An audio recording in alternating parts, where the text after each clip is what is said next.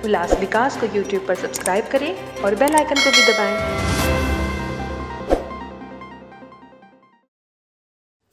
अंबरनाथ में वाल्दुनी नदी पर अतिक्रमण को लेकर मनसे ने आक्रामक रुख अपना लिया है।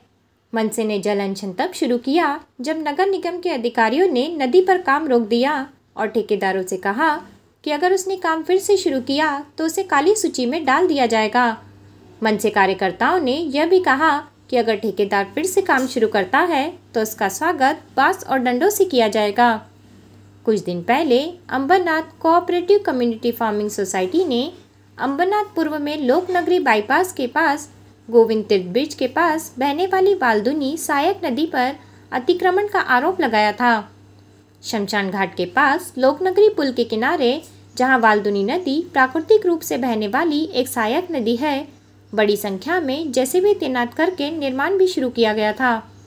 हालांकि इस निर्माण के कारण नदी का प्रवाह बाधित होने वाला था, इसलिए नदी के तल में पानी जमा होने के कारण बाढ़ आने की संभावना थी, जिसकी लिखित शिकायत तहसीलदार और मुख्य मजिस्ट्रेट से भी की गई थी।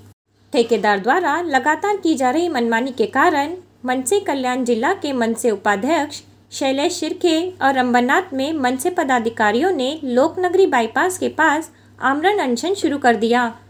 नगरपालिका ने आश्वासन दिया है कि यदि ठेकेदार मनमानी ढंग से काम जारी रखता है तो ठेकेदार को काली सूची में डाल दिया जाएगा। शैलेश शिर्के ने चेतावनी दी है कि यदि यह देखा गया कि निर्माण अब भी जारी है तो ठेकेदारों का मनसे शैली में बांस और डंडों से स्वागत किया जाएगा। इथे जेव्हा अनधिकृत बांधकाम होत होतं तेव्हा आम्ही सह्यांची मोहीम घेऊन मुख्याधिकारी यांच्या निदर्शनास ते आणून दिलं होतं। मुख्याधिकाऱ्यांच्या दालनात जी मीटिंग झाली त्याच्या मुख्याधिकाऱ्यांनी तडवी व अतिक्रमणचे संके साहेब यांना आदेश केले होते का तुम्ही जागेवर जाऊन त्या जागेची स्थळ पाहणी करा आणि त्याचा अहवाल मला सादर करा, तोपर्यंत त्या बांधकाम व्यावसायिकाला काम बंद ठेवायचे आदेश दिले होते असं आमच्यासमोर तोंडी सांगितलं होतं।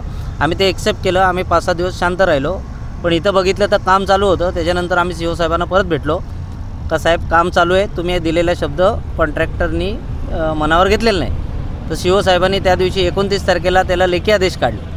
लेखी आदेश काढूनसुद्धा आम्ही परत जागेवर आलो तर परत काम चालू होतं। परत आम्ही सीओ साहेबांना त्याचे फ्रेश फोटो पाठवले, त्यांच्या परत निदर्शनास आणून दिलं। तर सीओ साहेबांनी सांगितलं का आम्ही त्याला आदेश केलेले नाही तर त्याला ब्लॅकलिस्ट करू किंवा कॉन्ट्रॅक्ट कॅन्सल करू असे त्यांनी हे केलं। तर आज आम्ही नाईलाज असतो परत काल रात्री 7:30 वाजता सीओ साहेबांना लाचचे फोटो पाठवले का काम चालू होतं। त्याच्यानंतर इथले जे स्थानिक रहिवासी आहेत त्यांनी आम्हाला सांगितलं का रात्री 3:30 वाजेपर्यंत काम चालू होतं, म्हणून आम्हाला आज नाईलाज असतो 1 मेच्या रोजी उपोषण करणं भाग पडलं।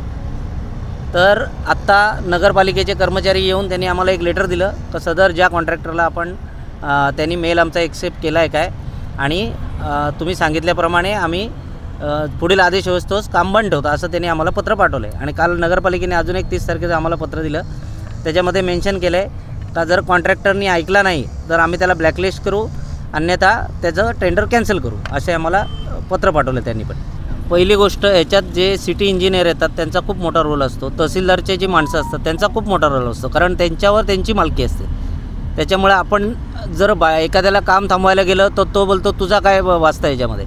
त्याच्यामध्ये याच्यावर कायमस्वरूपीचा मार्ग काढायचा असेल तर तहसीलदार मॅडमनी नदीचे पात्र किती रुंद पाहिजे, किती वारुंद पाहिजे हे कायमस्वरूपी फायनल केलं पाहिजे। ही एक असे जे त्याच्या उपनद्या असतात त्यांच्यामध्ये अतिक्रमण न व्हायसाठी हा एकमेव उपाय आहे। आम्ही हे 3 वर्ष अगोदर जेव्हा नदीक्रम उपक्रम जेव्हा राबवला तेव्हा तहसीलदार मॅडमच्या निदर्शनास आणून दिलं होतं का जिथून उगम चालू होतो तिथपासून तर एंडपर्यंत जर तुम्ही तो प्रवाह किती लांब असला पाहिजे ते जर तुम्ही मार्किंग दिली तर जागरूक नागरिकसुद्धा तिथं अतिक्रमण होऊन नाही देणार, कारण त्याला पण समजतं तुमचा बोर्ड तिथं लावलेला असतो महसूलचा का इथं अतिक्रमण होऊ नये। पण जाणून बुजून महसूलचे अधिकारी याच्याकडे दुर्लक्ष करतात, त्याच्यामुळे वारंवार वाद होतात आणि असे नगरपालिका बिगर बघताय अशी टेंडर काढतात, मग त्याच्यामुळे अशा आंदोलनांनी मोर्चे काढण्यास भाग पडतं। आमचं त्यात समाधान झालेलं आहे पत्राच्या अनुषंगाने। जर नाही झालं तर आमचे कार्यकर्ते उद्या इथं हातात काट्या लाट्या घेऊन उभे असतील। आम्ही अपेक्षा बाळगतो का त्यांनी काम करू नये पत्रा दिल्याप्रमाणे, पण जर समजा काम चालू झालं तर 2 वेळा आम्ही तोंडी सांगून झालं, 3ऱ्या वेळेला आमचे कार्यकर्ते स्वतः ह्याच ठिकाणी काट्या लाट्या घेऊन उभे राहतील आणि सर्वस्वी काही झालं तर त्याला प्रशासन जिम्मेदार राहील। उपोषण आज तुर्तास संपवलेलं आहे, मागे घेतणार नाही की हे कारवाई सुरूच राहणार आहे। मुळात वालदुनी नदीमध्ये जे अतिक्रमण सुरू होतं त्या अतिक्रमणाविरोधात हे आज 1 मे दिवशी शैलेश शिर्के यांच्याबरोबर उपोषण सुरू होतं। मुळात नगरपालिकेने यापूर्वीच ठेकेदाराला काम बंद करण्याचे आदेश दिले होते, पण त्यानंतर देखील काम सुरू होतं म्हणून आज हे उपोषण केलं होतं। तर आज नगरपालिकेने दुसरं एक पत्र दिलेलं आहे आम्हाला, ज्याच्यामध्ये असं म्हटलेलं आहे की या ठेकेदाराला आम्ही काम बंद करण्याचे आदेश दिलेले आहेत आणि तरी देखील त्यांनी जरी काम सुरू ठेवलं तर त्या ठेकेदाराला ब्लॅकलिस्टमध्ये टाकण्यात येईल असं लेखी पत्र नगरपालिकेने दिलेलं आहे। त्याचप्रमाणे ठेकेदाराने स्वतः देखील एक लेखी पत्र दिलेलं आहे की तो याच्यापुढे कोणतंही काम करणार नाही। जो मूळ उद्देश होता की वालदुनी नदी संवर्धन आणि वालदुनी नदीमध्ये कोणतंही अतिक्रमण होऊ नये, कामाला आमचा विरोध नाही आहे, पण काम ज्या प्रकारे जसं DP प्लॅनमध्ये आहे त्याप्रमाणे व्हावे ही आमची इच्छा आहे आणि यापुढे काम होणार नाही याची दक्षता घेऊ। परंतु तरी देखील इथे ठेकेदाराचं काम करण्यास आला तर संविधानिक मार्गाने आज उपोषण आम्ही केलेलं आहे, पण पुन्हा इकडे ठेकेदार काम करण्यास आला कोणताही ऑर्डर नसताना तर आम्ही त्याला इकडून पळून लावणार एवढं नक्की।